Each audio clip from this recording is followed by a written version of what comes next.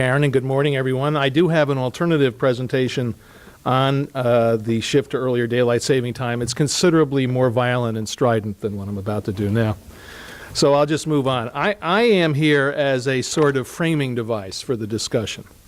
I'm going to lay out some of the principal numbers associated with the size of our higher ed system and other metrics that kind of are associated with the issue we're discussing today, which is Governor Cuomo's proposal to create what he calls free tuition for public universities in New York State for middle-class families. Here's just a general description of the program, and we're happy to have with us an actual, one of the top, if not the top expert on the proposal who will say more, but here's the general overview. As proposed by the governor in the Education, Labor, and Family Assistance Budget Bill, Article 7 bill, if this bill or proposal was passed, tuition-free college would begin immediately for students of families making up to $100,000 annually and phase in over 2 more years up to $125,000 annually. Those sums are adjusted gross income. Adjusted gross income for most of us is the figure at the bottom of the first page of your tax return. For most of us, with very few changes and alterations, it's basically the sum of your W-2s. To qualify for this free tuition grant, which has been entitled Excelsior Scholarships, students in community college and four-year colleges who are residents of New York, which is a crucial distinction obviously, would have to be on track to complete their degree within 2 or 4 years. The requirement for degree completion more or less on schedule is a key component of this proposal also, as described by the governor. Another key aspect of the proposal is that it requires generally, for the most part, students would have to take 15 credits per semester, what's considered a full course load, although as we'll see is not actually the official definition of full or full-time. So now let's get into, one other aspect I need to, when we talk about adjusted gross income, it's defined as the combined income of students and parents. So if the student takes a part-time job and makes several $1,000s, that also is what goes into determining whether the total has reached $125,000. I'd like to get now into kind of describing the system before I get into the base tuition levels. The New York State's higher ed system, if you will, that is the State University of New York system at every level and the City University of New York, and last but not least the private and independent colleges around the state, basically comprise the second largest higher ed system in the country after California. The State University of New York alone is the second largest public university system after California. SUNY and CUNY together come close to rivaling parts of the California system, and then we have an exceptionally large private and independent sector as well. So higher ed is a very big sector in general in New York. CUNY and SUNY, the CUNY senior colleges and the entire SUNY system, including tuition, get almost $10 billion of support through the state budget. That includes, it's unusually, they are funded on budget, through the budget. If you include sources of local support, including the City of New York's contribution to the CUNY community colleges and county contributions to community colleges, the system basically has total spending a year of in the neighborhood of $12 billion. So, having established the sheer size of the enterprise, the basic tuition, which varies a bit here and there, is $64.70 for SUNY, $63.30 for CUNY senior colleges. For the 2-year colleges, full course load, $43.50 for SUNY, $4,800 for CUNY. This is from there. For instance, to point out the obvious, at both colleges and both systems, the tuition is just the beginning of the bill. Both systems, there also are significant fees charged. There are room and board charges for those who live on campus. And there are also, as described here, indirect costs. Any of us who've had children in college are more than familiar with this. And so this is from the SUNY's own rundown on its webpage, and basically the point is that the total cost, just direct costs, for a on-campus resident at a SUNY state-operated college can approach $21,000 a year. For a commuter, it can approach $12,000 a year. And that's not counting indirect costs in the neighborhood of $4,000 or so. I would say also, again, from personal experience, that's still a lot cheaper than private college for people who do not receive significant tuition assistance. Out-of-state camp residents pay more. But let's look at the SUNY system by comparison with other public university systems, SUNY and CUNY together, by the way, that is. This is from the College Board's comparison of average tuition and fees at public four-year institutions by state, just to put in context the level of tuition and fees we're talking about at SUNY and CUNY compared to other systems around the country. So I've isolated the bars from the College Board's graph so that you see New York is there on the left. The national average is the other bar there to the right side or right of center. The SUNY CUNY average tuition and fees, which is calculated by the College Board is $7,700 for in-state residents, ranks 39th out of the 50 state public university systems. It's 20% below the U.S. average. It's also considerably lower than most of the what you would consider the major public university systems in the country, including California. Our out-of-state SUNY CUNY combined tuition and fee average was even lower by national standards. It was 45th out of 50, according to the College Board data. We're also considerably lower than neighboring states. If you look there, you see it ranges from the average tuition and fees at public university systems range from $11,730 in Connecticut all the way up to $15,450 in Vermont. So by just about any standard, SUNY CUNY are a bargain. Here's the other major systems: California, $9,350, Michigan, $12,460, Ohio, over 10, Illinois, over 13. So again, if you consider those peer states and you consider our neighbor states, SUNY and CUNY are very inexpensive. We all know there have been significant increases in public university tuitions around the country over the last decade and more, reflecting the ways states responded to the repeated fiscal crises they experienced, especially in the Great Recession. Since 2006-07, SUNY CUNY's average tuition fee, as measured in this College Board data, has increased 53%. The national average increase was 65%. So if you've been around this field for a while, you know that SUNY and CUNY have always been relatively low in tuition by peer standards. They also increase more slowly than the national average during this period. So we know that they've increased significantly, but even while increasing significantly, they did not increase as much as tuitions and fees in other states. Let's go through now some of the scale of, in terms of enrollment at the systems, which can be a little dicey to count, actually, depending on which data you look at.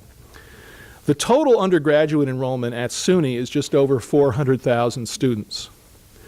The full-time enrollment, as counted by SUNY, and I'll get to that in a moment, is 282,503, or was as of a year ago. The total undergraduate enrollment at CUNY is 245,279, and as you can see the split there. Actually, CUNY is larger in its community colleges. SUNY has somewhat larger enrollment in its community colleges than its state-operated 2- and 4-year colleges. The full-time enrollment at CUNY is 161,000. Full-time at both campuses is counted as 12 credits or more. You're considered a full-time student in terms of the census of enrollment at both those systems if you take at least 12 credits, and we'll get into the reason for that in a moment. The total enrollment, which is the figure that was most easily available, perhaps Mary Beth has more detail, but for the independent colleges, is just about 492,000. So the independent sector represents a significant part of higher ed in New York measured by enrollment.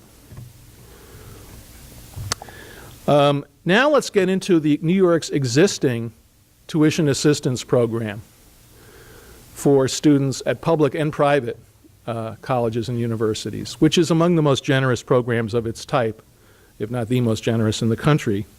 Here's the general parameters in terms of income limits for what we know as TAP, the Tuition Assistance Program.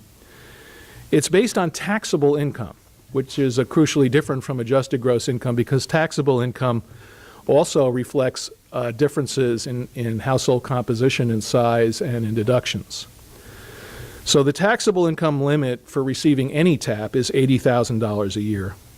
And then you can see here how the limits differ depending on whether a student is emancipated and independent of parental support or not.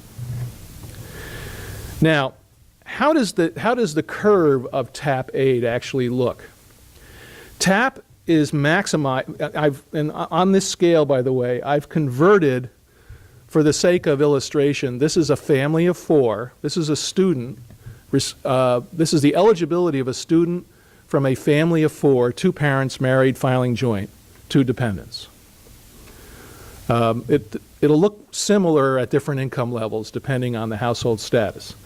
And what you see there is converting to adjusted gross income, which in almost every case will simply be the taxable income plus the New York State standard deduction plus 2 dependent exemptions. Basically, for adjusted gross incomes under $23,000 a year, $23,000 and under, you get the maximum TAP award, which is roughly $5,100. Now, TAP is meant to be a last dollar award, as the governor's proposal also calls for in a different structure. So these students, all the students at the left end of this chart are basically getting free tuition already. They are not paying any tuition.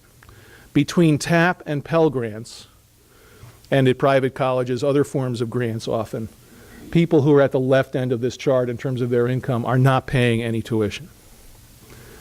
Now, as you see, that curve of tuition assistance goes down at looks like a 45-degree slope, I'd say, from between AGI of about $25,000 a year down to about $67,000 a year. There's that 45-degree slope.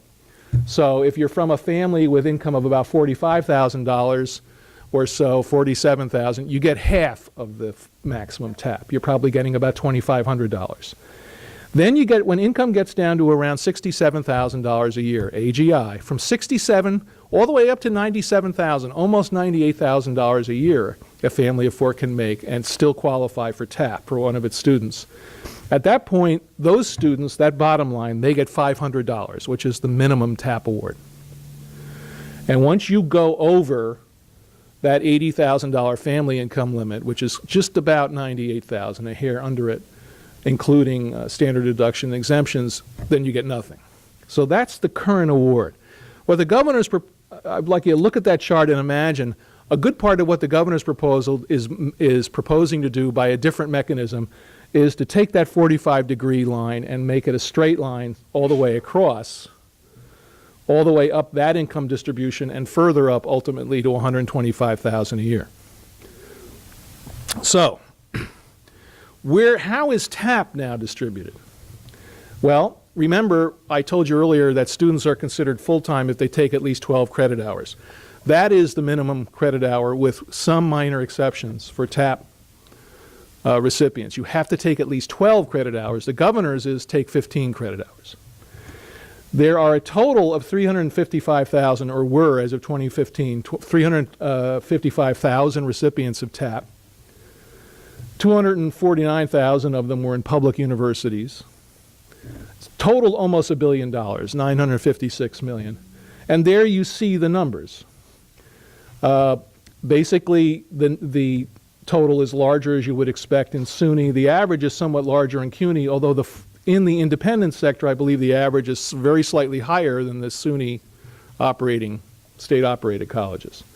That's the breakdown now. That's where you see. There's actually the particular sector with the most recipients of TAP is the independent sector has had more students receiving TAP than in isolation SUNY 4-year, SUNY 2-year, CUNY 4-year, CUNY 2-year.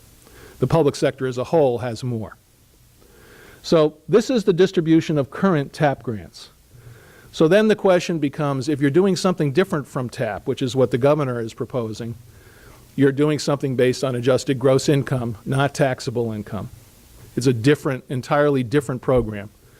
Another aspect of the program that was in the slide I showed you that I should make sure to highlight is that the way the bill is worded, the tuition scholarship that students would receive would be geared to language that says that these students could not be charged tuition as a baseline anything higher than the 16-17 school year tuition.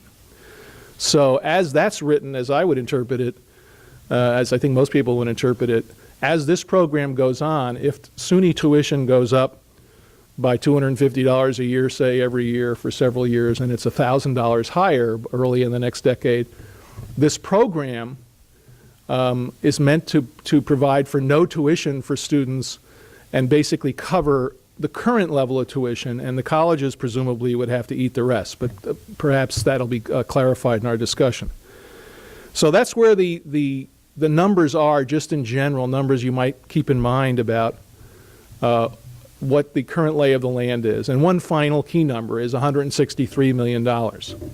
The governor's program is estimated to have a fiscal impact, i.e. the cost, in the third year when fully implemented of $163 million, which obviously is a lot less than the nearly $1 billion spent on TAP.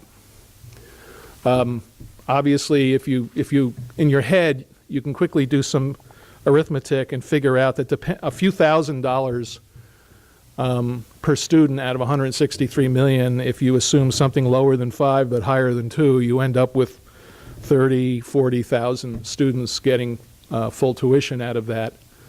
But there are other factors that perhaps make the number lower. Again, I think the estimate is one of the issues that's surrounded this. So those are the numbers basically from the current higher ed structure and system in New York State, and just meant to put in perspective the discussion we're about to have. Thank you.